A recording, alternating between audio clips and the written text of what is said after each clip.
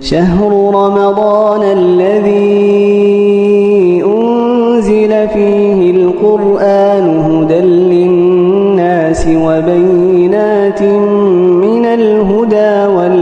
والفرقان فمن شهد منكم الشهر فليصمه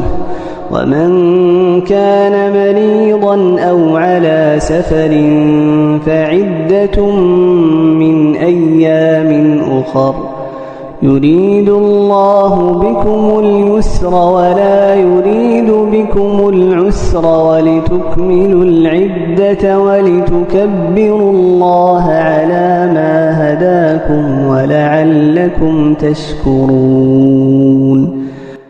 महीना रमज़ान का है जिसमें नाजिल हुआ कुरान हिदायत है वास्ते लोगों के और दलीलें रोशन राह पाने की और हक़